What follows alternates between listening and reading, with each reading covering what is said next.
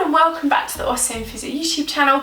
Today we are continuing with our specific sports series, looking at very specific conditions that occur with different sports.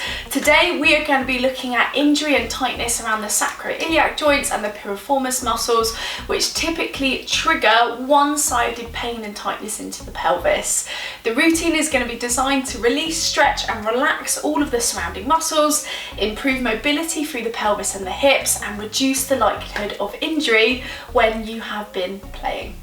So the first part of the routine, if you're suffering with tightness or tension around the piriformis or soreness around the back of the sacroiliac joints or into the hips, is always to start off with knee sways, because it's very common that everything around that area is really sensitive, really tight. So by doing the knee sways, we're starting to open up into the lower back, as well as gently moving around the pelvis and into the hips. So it's a really nice way to start to calm the body down and start to add in that movement. We can then add in an increase with the knee sways. So again, this is further stretching around the glutes into the lower back, moving around into that pelvis as well.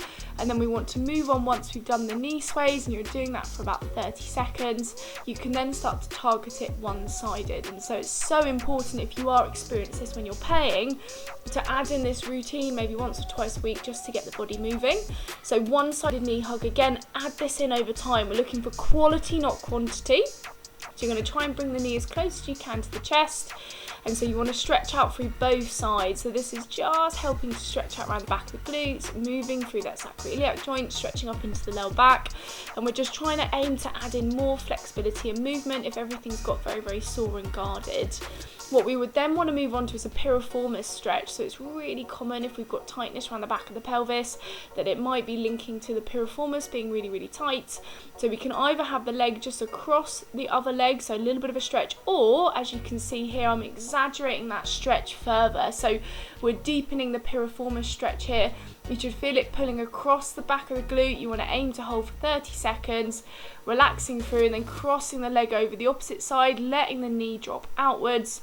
So you want to aim to hold this for 30 seconds, allowing it to stretch around the back, and then again, if it's too easy, pulling that towards you. So you want to aim to hold this stretch between 15 to 30 seconds.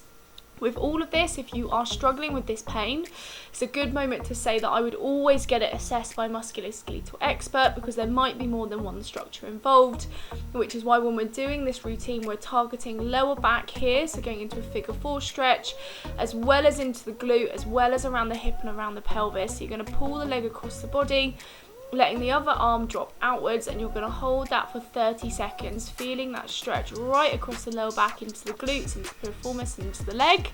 And then you're going to gently unwind, and you're going to do the same on the opposite side. So again, hooking the leg over, pulling it across the body, turning away and stretching. So you should feel this all the way up through.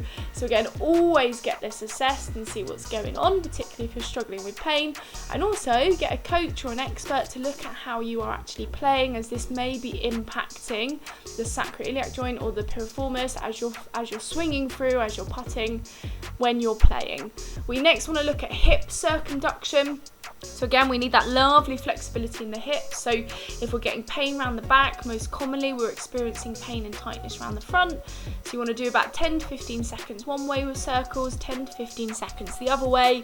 And then once you've done that, you want to repeat on the opposite side. So it's all about balance with golf. So yes, okay, we're quite dominant when we go for our swing, and when we're putting, you know, we have a dominant way that we stand. And that's why, again, it's so important to add in that balance, to move through everything after, so we're not getting a side that's too dominant or tight, but also allowing that reduction in tension and tightness around the back of the pelvis and into the hips. So once you've done 10 circles one way, 10 circles the other way, you might feel this click a little bit as we're opening up through the hip joint. We then want to add trigger point release using a tennis ball. So this is really nice, is when you push around the area after you've stretched it, if you feel little points of tightness, what you're going to do is gently let your body drop into the tennis ball. If you struggle to get into this position, you can do it on a hard chair where you sit onto it, and you're going to add the pressure until it's about an 8 out of 10, and then you're going to hold it until it drops down to about a 2 or a 3. So again, you'll find another really tender point, popping the ball on that area, gently dropping over, or like I said, sitting on a chair and leaning the pressure back. 8 out of 10 initially in terms of pain, and then waiting for that to drop for a 2 to a 3. And you'll probably find there'll be 2 or 3 points around here that are quite tender, so there might be one a little bit lower that you want to target as well. So again, you're going to add that extra pressure, adding that in. So it's really important to add this in after you've stretched and moved everything, so you can feel the bits that are being really stubborn in terms of tightness. And then finally, we want to look at a foam roller. So how I foam roller through here, and some people it might be too uncomfortable holding your body up in terms of lifting it up for your arms, but what you want to do is roll the glute over the foam roller. So you want to aim to get the whole of the glute from all the way down to the leg, all the way up to the lower back. So rolling it over, as you can see here, it's working deeper than a stretch. So you're stretching out those deeper fibers, improving flexibility and movement around the pelvis, and most importantly, trying to reduce the risk of injury.